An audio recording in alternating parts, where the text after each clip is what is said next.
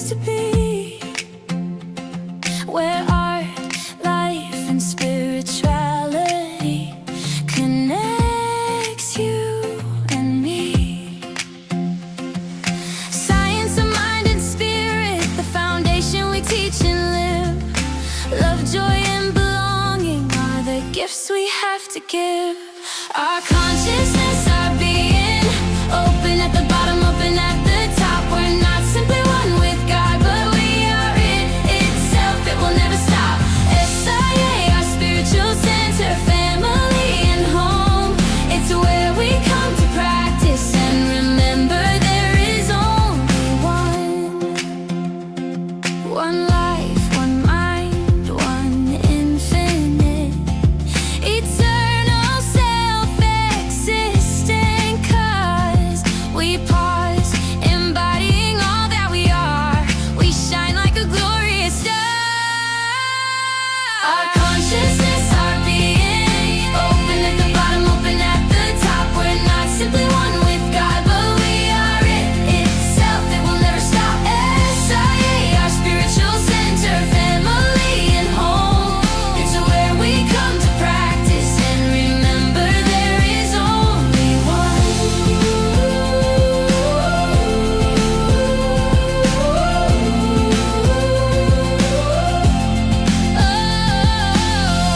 Spirituality is our way of life. We value laughter, truth, and justice. We express artistry as our living practice. So come and join us at SIA. Know you found a community that will love you every day.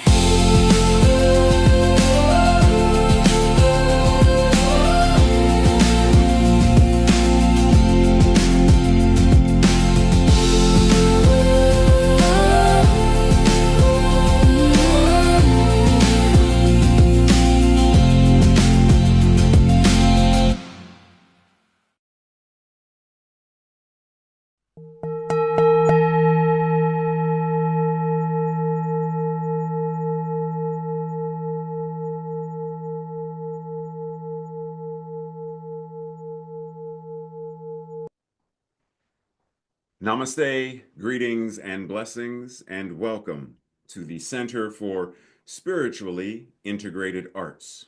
This is our Sunday message, and I am Reverend Dr. Raymond Anderson, the founder and spiritual director of this center. And I invite you to watch not only this Sunday message, but any of our archived messages. I invite you to join any classes or events that we have going on. I invite you to reach out and email if you have any questions. Questions about this community, questions about me, questions about what we do, or questions about this science of mind and spirit, liberation theology that we practice and teach. And if by chance you find yourself seeking beloved community with other like-minded beings, even if you already belong, are a member of another community, church, or center, you are more than free to have multiple affiliations wherever you are fed and find community. You are invited.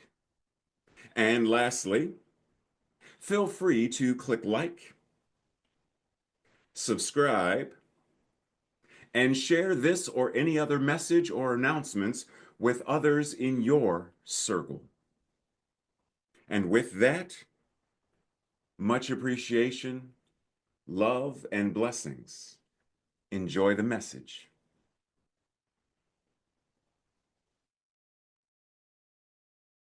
SIA is the place to be. So buckle up, we're making history. And if you are willing, repeat after me. I am love. I am love.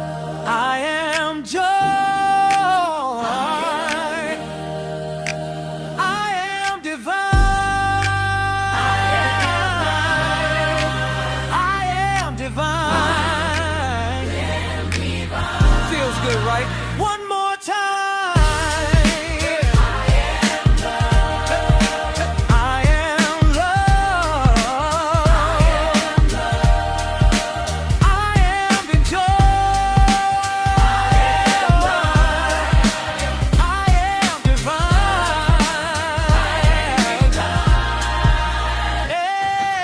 Amen. Yes, you are. Amen. Yes, you are. Now today's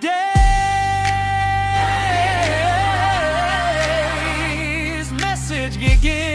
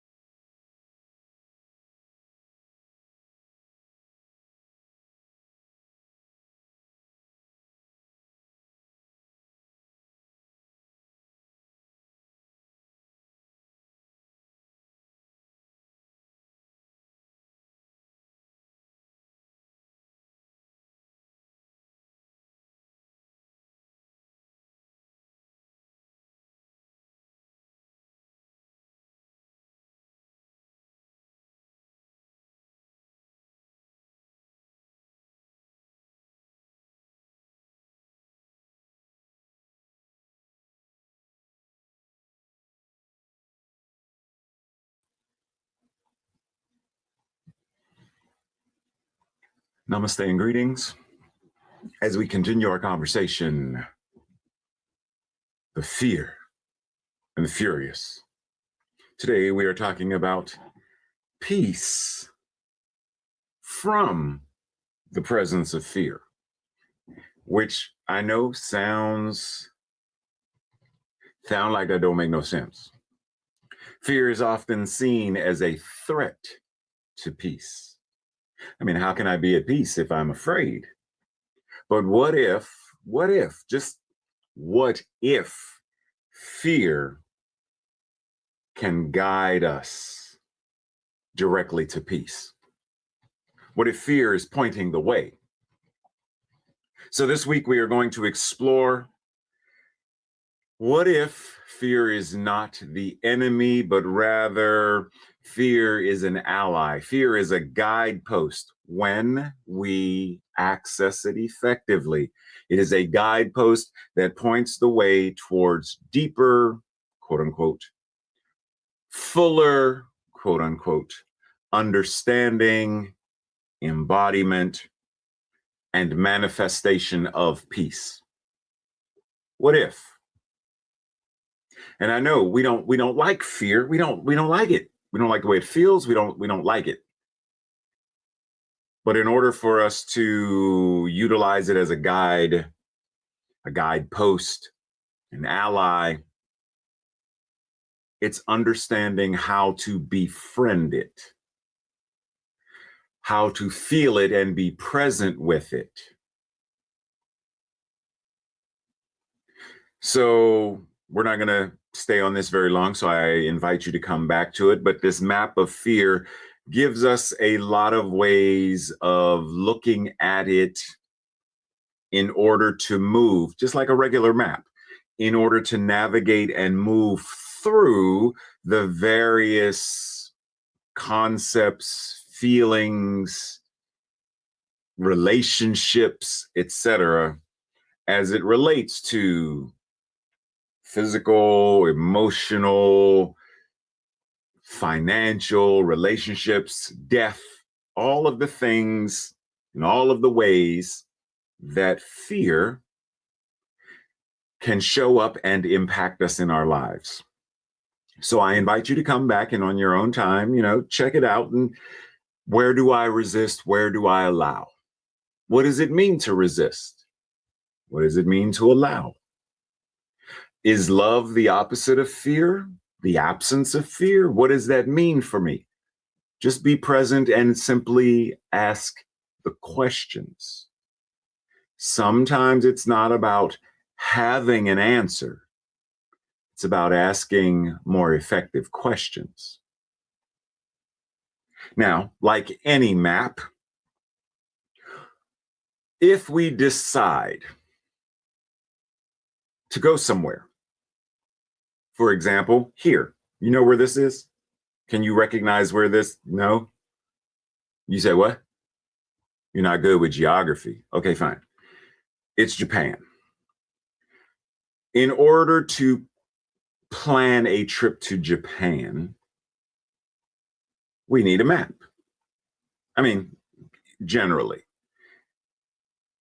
Because in order to get there, you have to know where there is, or you trust someone who knows where it is. Now, because of the technological age we live in, there is such a thing as an interactive map where you can literally be in Japan or anywhere and enter in, this is where I want to go. And the interactive map will tell you, go here, get on this train. What's nearby for me to eat? And it'll show you options. Vegetarian meals to eat, and it'll show you options.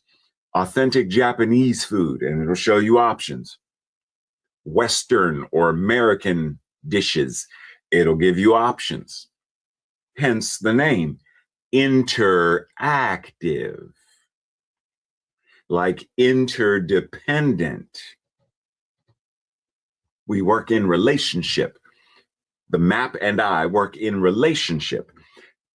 But in order to do that, the map needs to know what I want. The map isn't going to just automatically say, in order to get to Hokkaido, what? I'm not trying to go to Hokkaido. I'm trying to go to Tokyo. Or, I'm trying to go to Chiba. And the map is saying, no, this is your way to Hokkaido.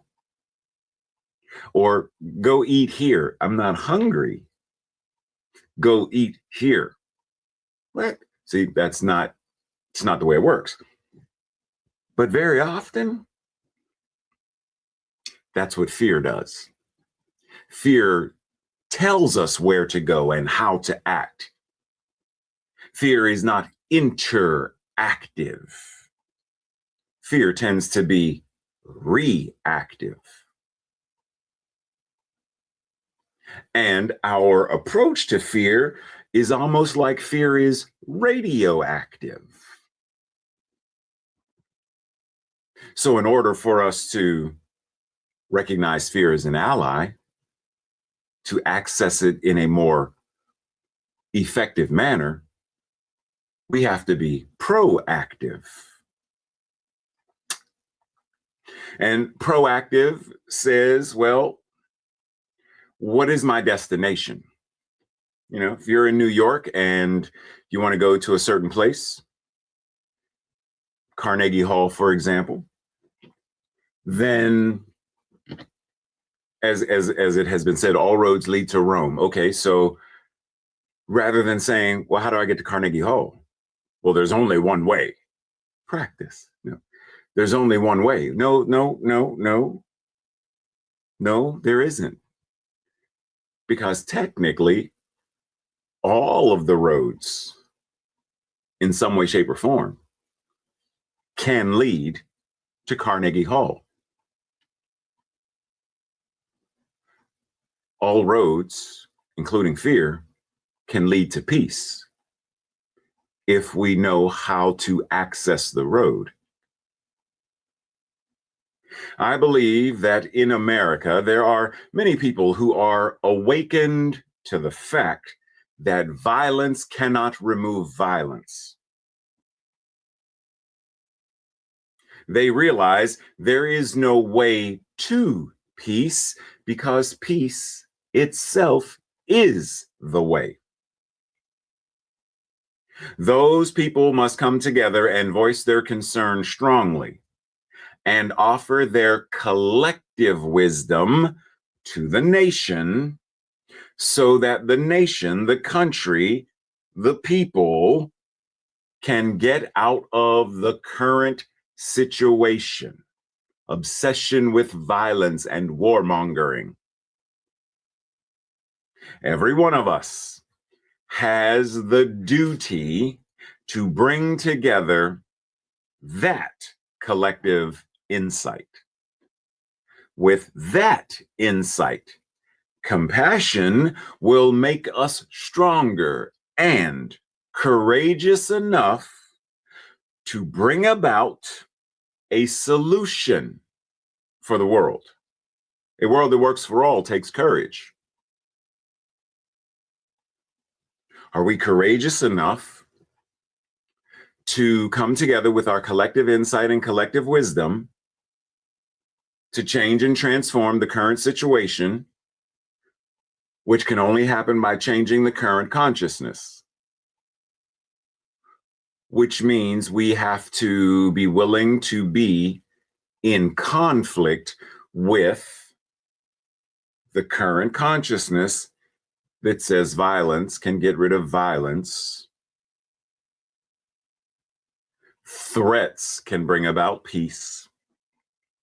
Bombs bring peace, etc. So, all roads lead to Rome. Where are we trying to go? A world that works for all? Is that our destination? Or as Thich Nhat Hanh said, peace isn't a destination, peace is the way. So a world that works for all isn't a destination, it is the way. As the Mandalorian would say, this is the way. God works for you by working through you and as you. And this thing called life is intimate to everyone. Even as the law of cause and effect is available to all. Just like gravity, it's available to everybody. So, take your place then in the universe in which you live, having neither fear nor arrogance, but in the simplicity of faith, come to believe that you are one with and as the creative genius that is back of this vast array of ever moving motion without end, ceaselessly. It is that original flow of life.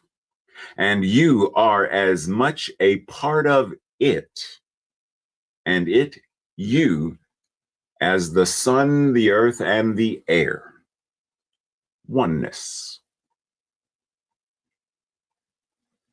So once again, all roads lead to, all roads are a world that works for all. But we have to know how to utilize it. We have to know, where is it going? Because if I'm, let's say I'm at the corner of 10th Avenue and 34th Street, and I just go north.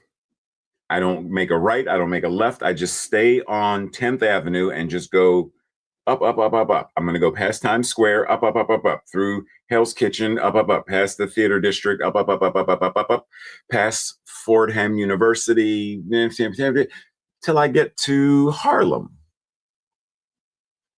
I mean, you said all roads lead to, but yeah, but you have to know that 10th Avenue connects to West 39th Street. It connects to West 50th Street. It connects to West 57th Street, which then you go right. You have to know how to access. Where do I make the turn? Where do I go? North, south, east, or west? When do I make a U-turn? You have to understand the road itself to understand that the road itself is the road itself. Because Carnegie Hall even isn't the destination, It is an ever changing point of destination in the adventure, the journey of life. None of us are going to Carnegie Hall to move in and stay there forever. We're going there as a stopping point because we're going there to see a show, or we're going there to hear a speaker.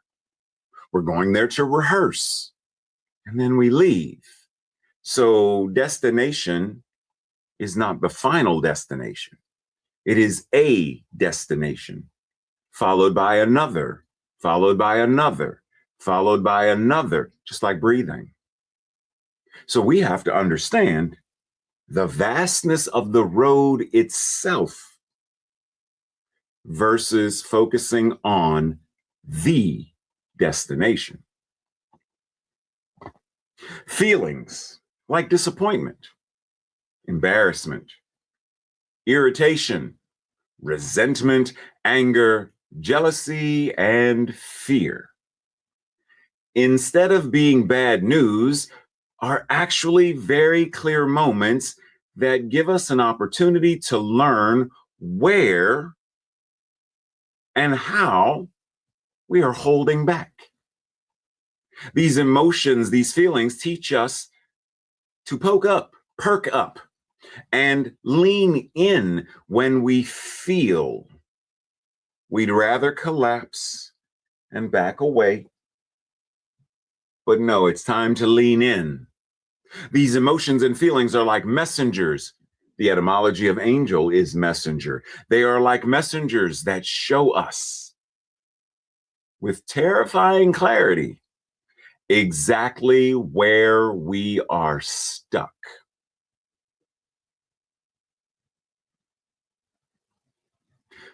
Using the analogy of the road, sometimes the emotions can act like a traffic jam. And the moment we recognize how the traffic jam is operating, and we know where it is that we're aiming to go, we may know how to detour, recognize it for what it is, and then bypass it, rather than sitting in it and bemoaning, beeping the horn, which doesn't magically change anything. So this very moment is the perfect teacher, the perfect opportunity to learn. And in so we are so blessed because that exact teacher, the opportunity to learn, is with us all the time, no matter where we are. It is there. So as soon as the emotion rises, as soon as the feeling rises, and we are emotionally intelligent enough to recognize I'm withdrawing, stop. Lean in. Look at the very thing that you do not want to see and identify, what is this? What am I embarrassed about? I'm embarrassed because I had a booger. Or I'm embarrassed because there's a gray hair in my nose that someone saw and thought it was a booger. So I'm embarrassed. Why? Oh, because I have a certain image in my head of the image they have of me in their head. And because the image in their head now is that I had a booger, are they looking at me less than? So because of that, the fear shows up as embarrassed. I have nothing to be embarrassed about. Even if it was a booger and not a gray hair. It is what it is. Why be embarrassed? What am I resenting? What is it pointing the way to? So rather than run from it, deny it, acknowledge it. What is it? Why is it there? What caused it to show up? And then use it as the tool, the resource, or the ally that now helps you move through it, to heal it.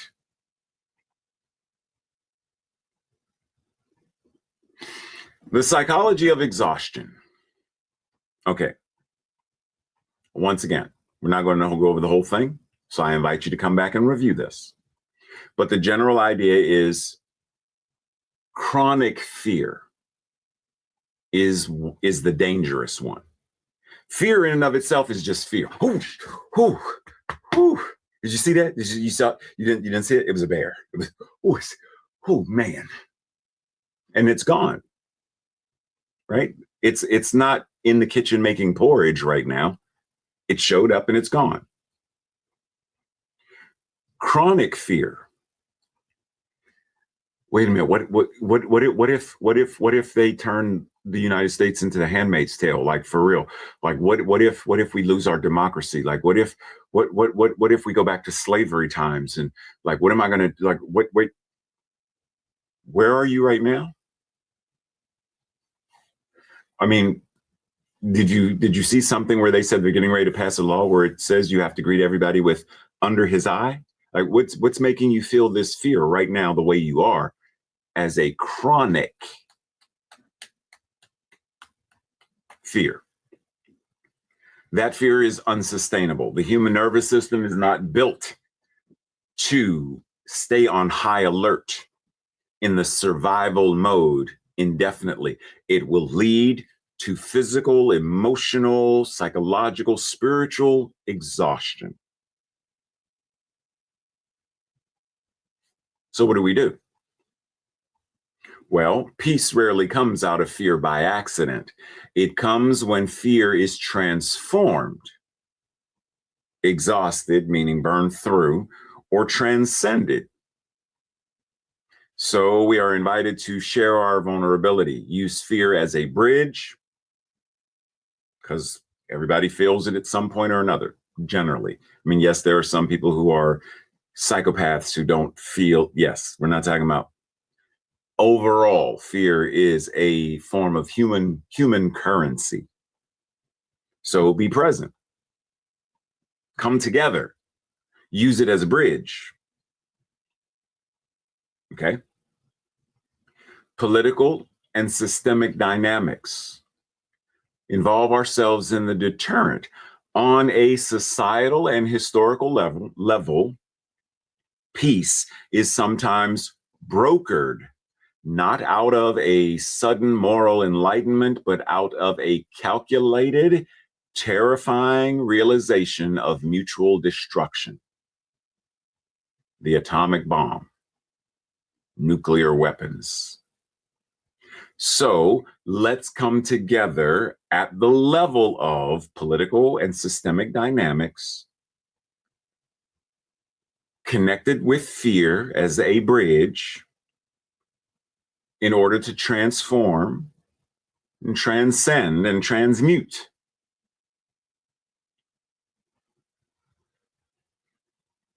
Because we have to do it universally. Cannot do it in isolation and think that that's going to solve something. And then at a philosophical level, fear can be an awakening. In many philosophical and contemplative traditions, fear is viewed as a boundary marker. It shows you exactly where your sense of self ends and where your attachment to control, or just your attachment to a thing, person, a something, begins. And when we know that, then we can move into the space that Morpheus expressed to Neo about the Matrix. Some rules of the Matrix can be bent, others can be broken. When you know where and what the boundary is, you can push against it. You can transcend it, transform it. And in doing so, then you are able to use fear as your ally, your tool, etc. So lean in. And referencing that idea of control, we are very afraid of being powerless, but we have the power to look deeply at whatever it is that we fear And in doing so, we realize that fear cannot control us. Fear can't control us. It's what we believe about the fear that's controlling us. So when people make us afraid through terroristic acts, through threats, they're using the tool of fear so that they can control us. And when we relinquish and give in to the fear of whatever the threat is or whatever they're saying or whatever, then we too are now co-creating and participating in. Once again, there's a difference between fear in the moment and chronic fear. A bully needs the person to chronically fear them, so that just the thought of the bully showing up in a room puts the person in defense and survival mode. That's very different than you're talking to someone and they swing at you and you jump because your instincts say, woo, and then it's done. But a bully needs us to chronically fear. Even when I am not in the room, I need you to be afraid of me. When someone mentions my name, I need you to be afraid of me. A bully needs that. Chronic fear. So once again, fear in and of itself is not the enemy. It's not bad. It's not something we should get rid of. But can we discern effective fear, life-affirming fear, versus chronic or non-life-affirming fear? So the core truth: fear is a powerful fuel. However, it is a horrendous, terrible, and ineffective driver. So peace comes out of fear when we stop letting fear dictate our direction. And instead, we use the energy to wake up. We use the energy to look at one another and ourselves more clearly. We use the energy to choose a different path. So we are using the fear for more effective, life-affirming reasons or outcomes. This is one reason why in traditional Judeo-Christian or the Abrahamic traditions, the threat of hell is a very non-life affirming, terroristic concept, because you're using the threat of hell to instill fear. And it is that fear that somehow you're trying to use it to cause people to be good people. But they're being good people because they're afraid of hell, rather than how do you use the teaching that Jesus or Muhammad, or how do you use the teaching to make people better people for the sake of being better people, rather than the only reason I'm being nice to you is because I ain't trying to burn up for all eternity. What? Say that again? The only reason I love you is because they said love your neighbor, because if I don't love my neighbor, then Jesus and I'm going to hell. I ain't trying to go to hell. So I love you. That's not love then. Oh, well, call it whatever you want to call it. I'm trying to tell you, I ain't going to hell. So I love you. What? We all have the ability to transcend previous experiences and rise triumphant above them. But we shall never triumph over them while we persist in going through the same old mental reactions that created it in the first place. So We all have the ability to transcend previous experiences and rise triumphantly above them, no matter what the experience is. Domestic violence, we can rise above that and we can get rid of domestic violence or any kind of abuse or bullying or gun violence or terrorism or like all of these things. We have the ability to transcend any previous experiences. Slavery, Jim Crow, segregation, the burning of women or the mass homicides of women accused of witchcraft. But we can rise above all of this. But we cannot do it if we are still trapped in the mindset, the consciousness, and the beliefs that created those things in the first place. Remix. We all have the ability to heal previous experiences and rise and greet each new moment authentically, effectively, and in a way that is life affirming. But, however, we shall never heal them while we persist in repeating the same old mental equivalents.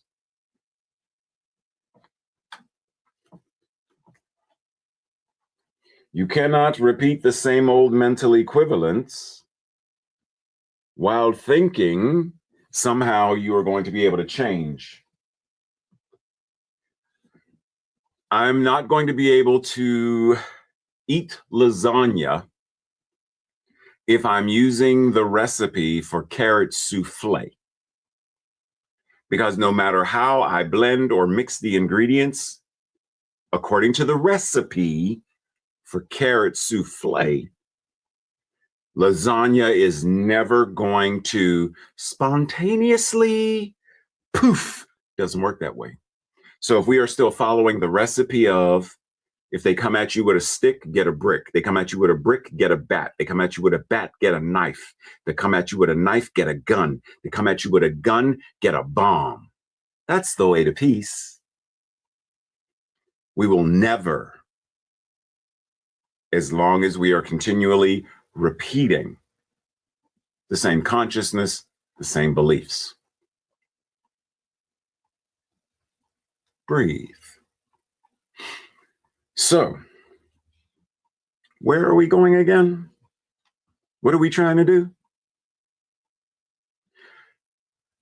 So how do I get to, the path is the way. So where is peace? When is peace? How is peace? Why is peace? Where is a world that works for all? When is a world that works for all? How is a world that works for all? Why is a world that works for all?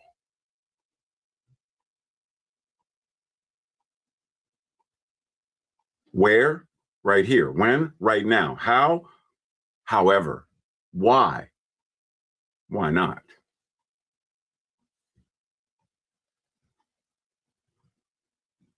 Like, these aren't really difficult questions. And I know that there are some of my colleagues within New Thought, within CSL, who do not agree with or do not believe in the vision of a world that works for all. And that's their right. It's called free will. But my question would be, why not? Like, what's the actual issue? Is it because you don't know what a world that works for all is? Is it because you can't hold the vision, capture the vision, you don't see the vision? Is it because you don't want the vision because it causes greater responsibility? Like, what is it? Because in essence, what you're saying is, I don't believe, I don't hold, collective healing, peace on earth, goodwill to all, food for all, healthy, nutritious food for all. I don't believe in that. I don't believe in a political system of true equity and justice. I don't believe, like my mind, no. In essence, that's what you're saying. Or that's what they're saying. So What is our actual invitation? You want a world that works for all? Then right where you are, right now, by what you're doing, because of what's motivating you. So you want lasagna for dinner? Why? Because you have a taste for it. You want carrot souffle for dinner? Why? Haven't had it in a while. I have a taste for it. You want the oatmeal cookie versus the chocolate chip cookie? Why? Because you have a taste for it. You desire it. That's your why. You want a world that works for all? Why? Because you have a desire for it. Because you know that it would taste delicious. So how do I? You select it right now, wherever you are, and live it, embody it. Peace cannot be kept by force. You cannot terrify someone into peace.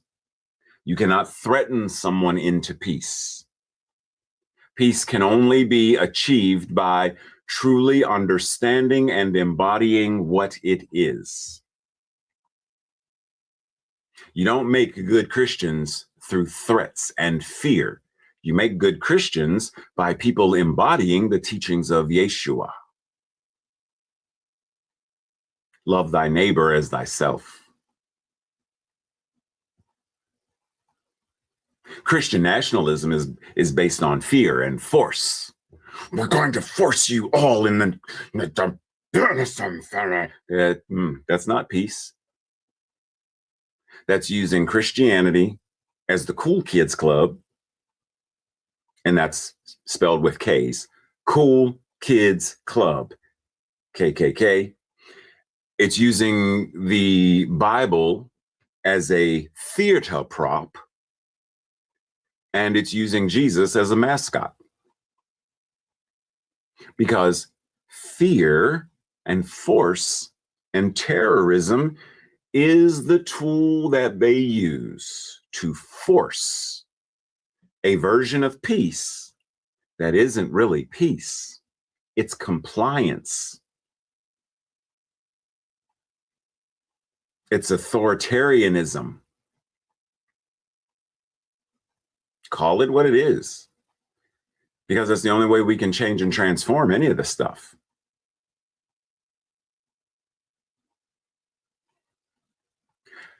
And when we understand that, then as Pogo said, we have met the enemy, and the enemy is us.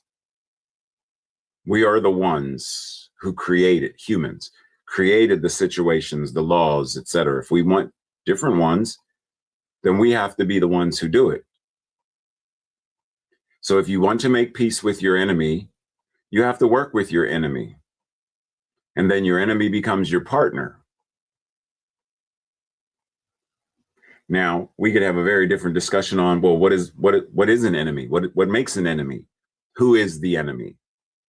Because there is a African proverb that says there is no enemy outside of you when there is no enemy within you.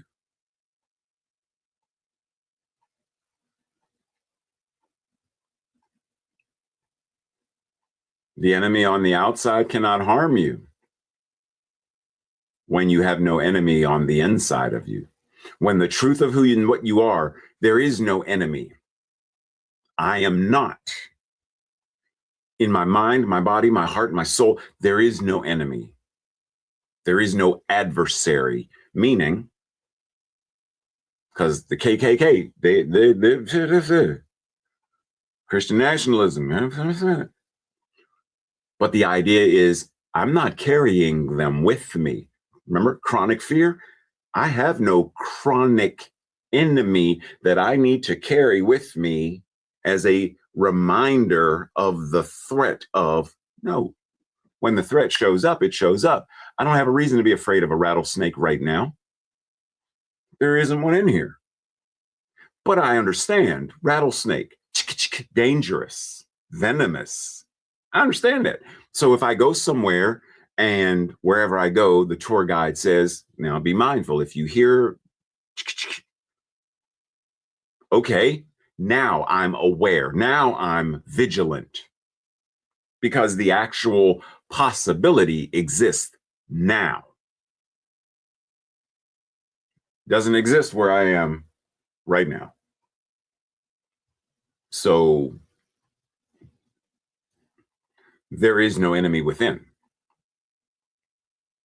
And even so, because we could look at this like a martial artist,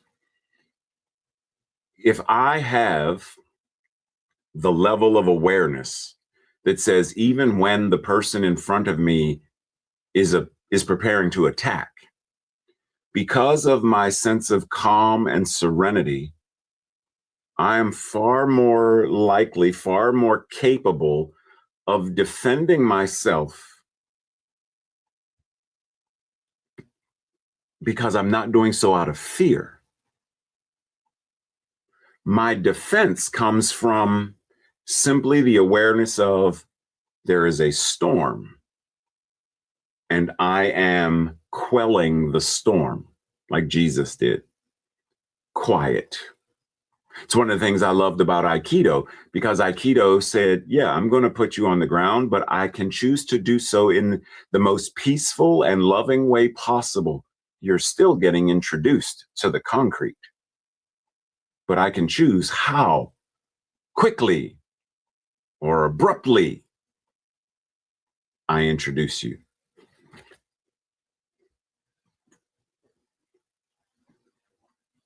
It's one of the reasons why I also love that quote that if you've been with me for any length of time, you know, you've heard it before, from the Kung Fu television series. Perceive the way of nature, and no force of man can harm you. Do not meet a wave head on. Avoid it. You do not have to stop force. It is easier to redirect it. Learn more ways to preserve rather than destroy.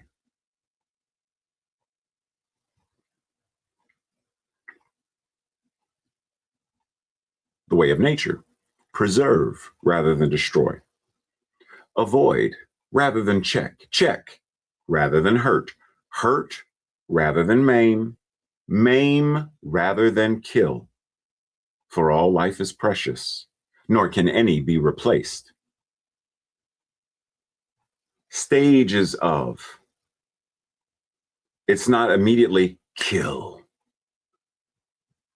No, I don't know. So I would rather maim than kill.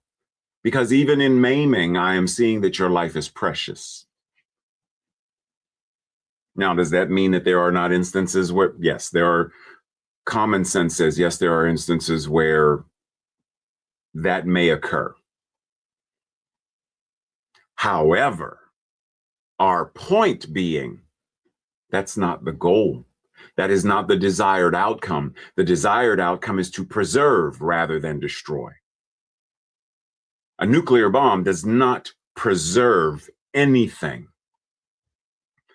This is why Oppenheimer said, have I become death, the bringer of death? Because he knew what he created. So how are we addressing the enemy within? We have met the enemy, and the enemy is us. In what way are we our own worst enemy? Now, per the cartoon, Pogo's referencing how we are destroying the planet with, you know, trash and poison and toxins. But we can also poison and have mental garbage. How are we circulating and cycling the psychological garbage, the spiritual garbage, emotional garbage, and toxins that then damage and destroy the environment of our bodies, our minds, our spirits, our relationships, our finances?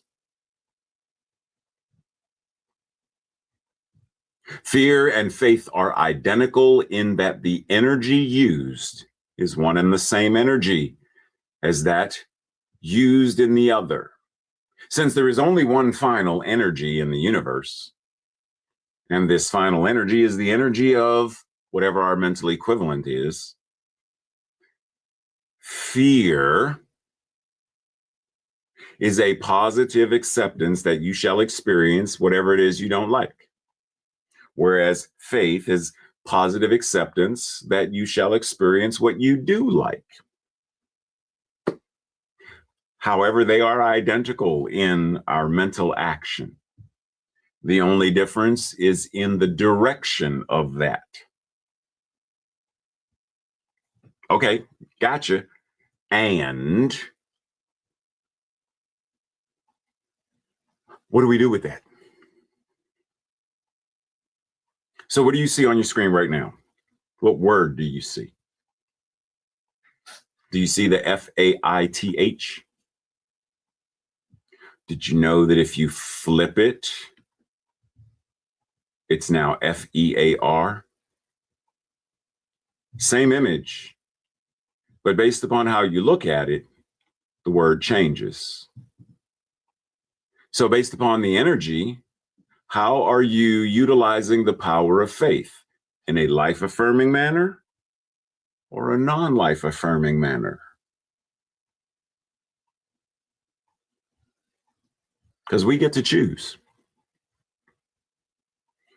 You have the power to draw upon the great reservoir of infinite wisdom, capable of solving your every problem through the channel of an all-inclusive, life-affirming faith.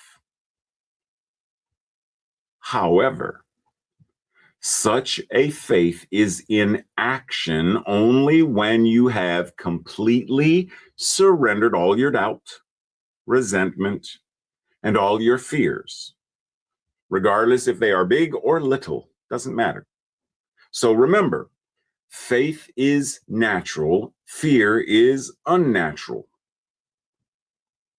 Faith is positive, fear is negative. Faith is affirmative, fear is a denial of life. I understand where Dr. Holmes is coming from when he said these way back when in 1958. However, it's not quite accurate. So let's remix this. Remember, life-affirming faith is natural. Non-life-affirming fear is natural.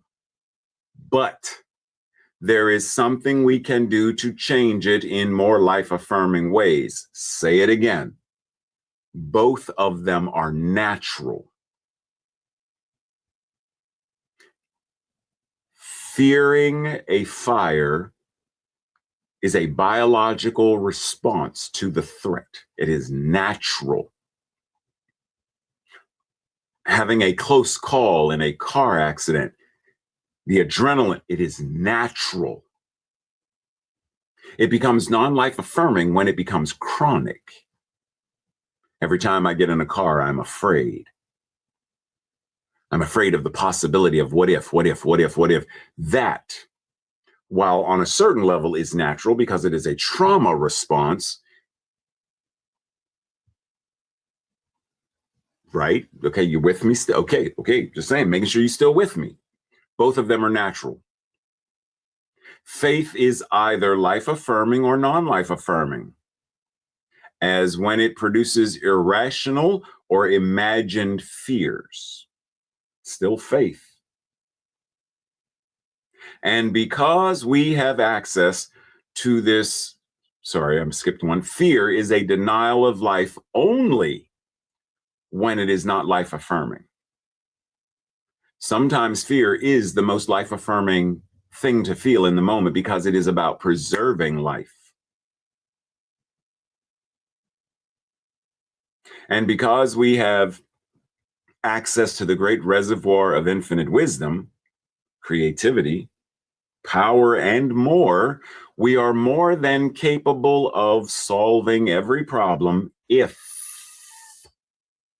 our focus is on the answer more than on the problem itself.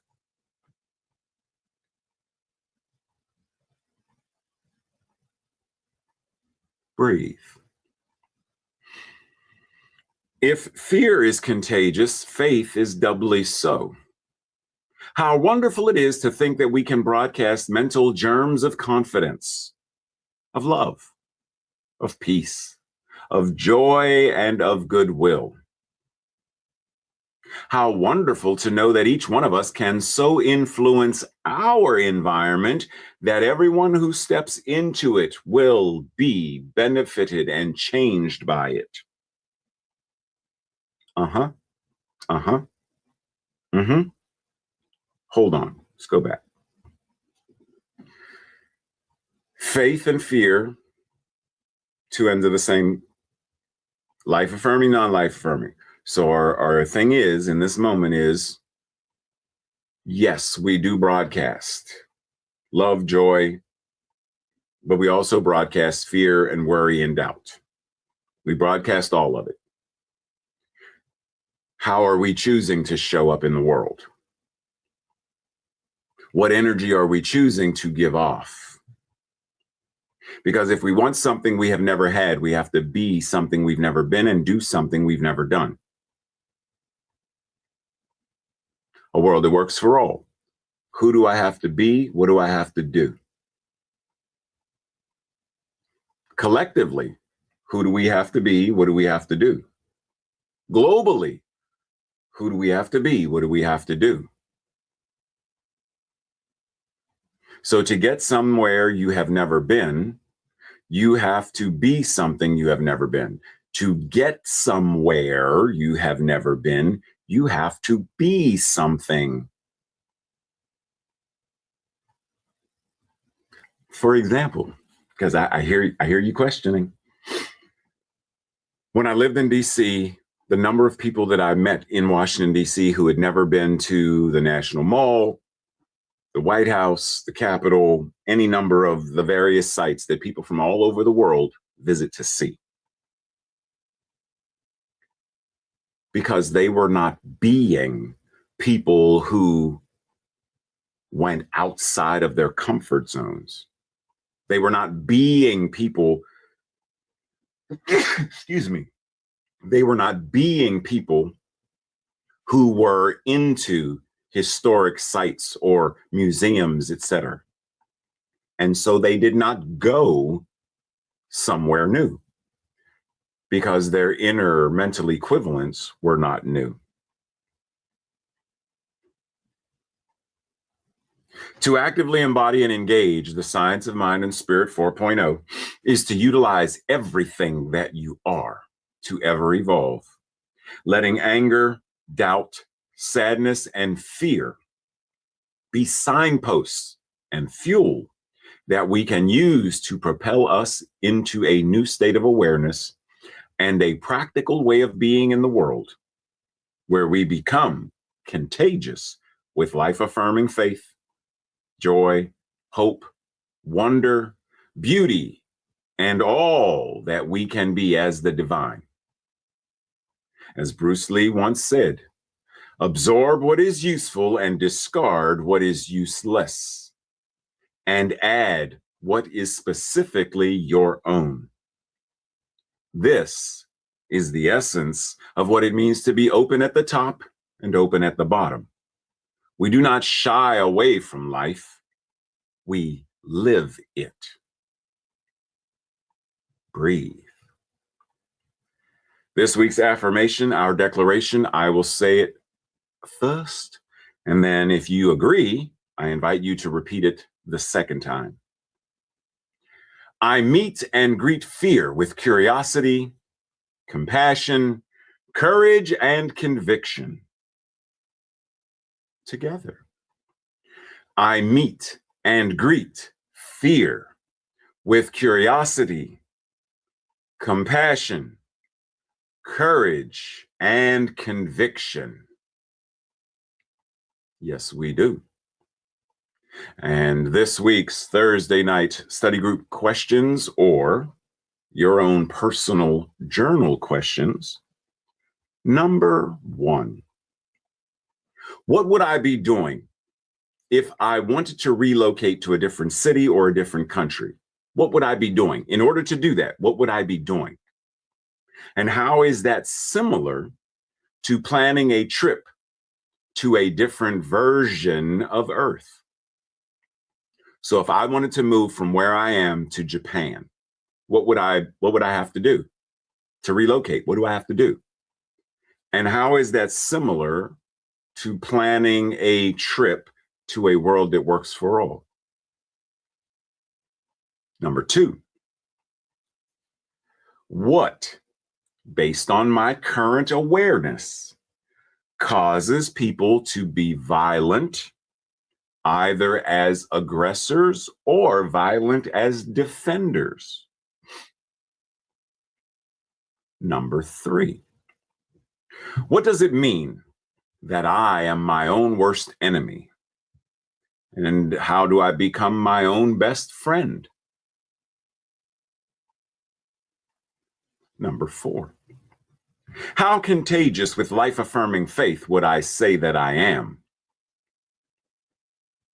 And lastly, what is one thing that I can do this week to use fear, anxiety, anger, irritation as a proactive force for good? Breathe. And as we have the opportunity, also get out in the world and have a conversation about, remember that map of fear that I mentioned? What does the map of fear mean to you as a kind of guide pointing the way? Cool. And so we enter into that space of prayer, recognizing and realizing that prayer is our method and tool, because we're always praying, to create, manifest, and experience a world that works for all. So we breathe and recognize and acknowledge in this moment, fear is natural. Fear is a manifestation and a creation of the divine. It is not only a biological response, but it is an intellectual response. And it points the way for us to now recognize there's a fire. What is mine to do? Fear is a fire alarm pointing the direction to a fire. What is mine to do? Fear is an alarm that is pointing the way that says someone just broke in. Someone broke into the store. Someone broke into the hospital. Someone broke in. Something is going on. Fear is a siren that says tornado warning, hurricane warning. What is mine to do? Fear is not the enemy. Fear is an alarm pointing the way, an invitation to heal. So in this moment, we simply acknowledge that, and we choose to lean in. Lean in a life-affirming manner. Lean in with power and grace. Lean in that we may heal and transform, not just individually, but collectively. Lean in. And so we breathe, knowing that every breath is our amen. Every thought, every word, every activity, a prayer. The law receives, the law does what it does, always.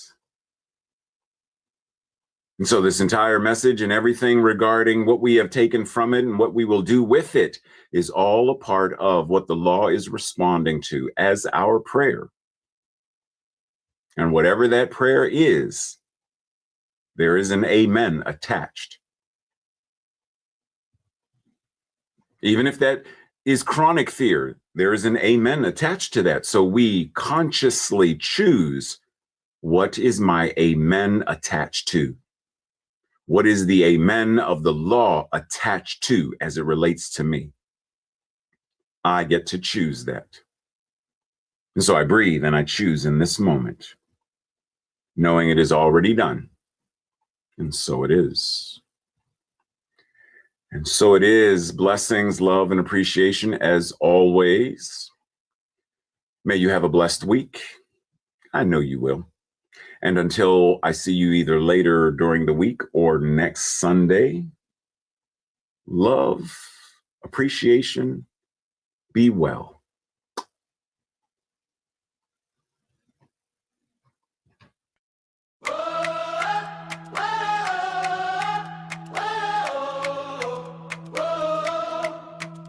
Today's message is complete, something to believe, a seed of truth that we can practice if we choose to receive.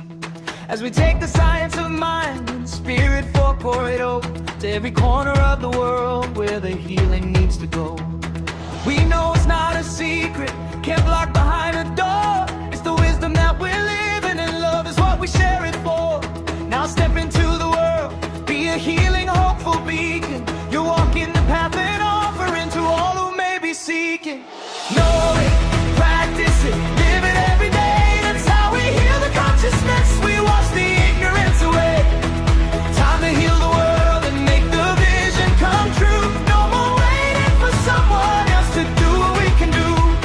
With gratitude, love, and a joy so deep. We have principles, practices, and promises we're all going to keep.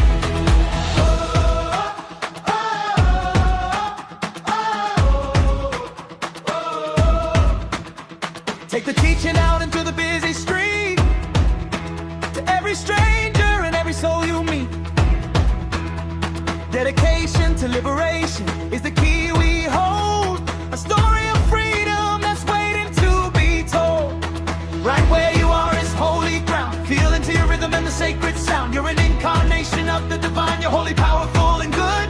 And you are called to be that in the world and do what only you could. Know it, practice it, live it every day. That's how we heal the consciousness. We wash the ignorance away. Time to heal the world and make the vision come true. No more waiting for someone else to do what we can do. With gratitude, love, and a joy so deep. We have principles, practices, and promises we're all going to keep.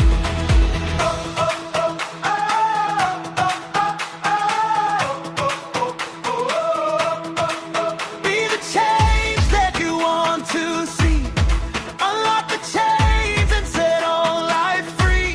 From the heart of the city to the jungles and open plains, breaking the cycles of oppression and its heavy chains. It's a revolution of the body, the mind, and the soul. Mending, making, and manifesting the broken parts now finally whole. Know it, practice it, live it every day. That's how we heal the consciousness. We wash the ignorance away.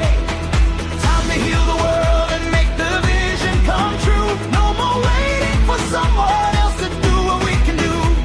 With gratitude, love, and a joy so deep. We have principles, practices, and promises we're all gonna keep.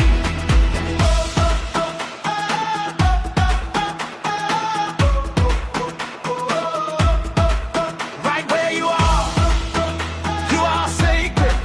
Right where you are, shining so bright. Right where you are, the divine is expressing.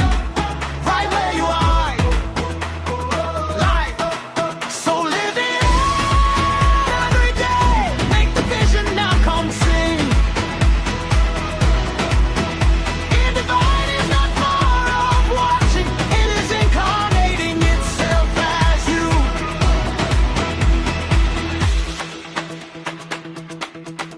Have an amazing week and know that you are loved.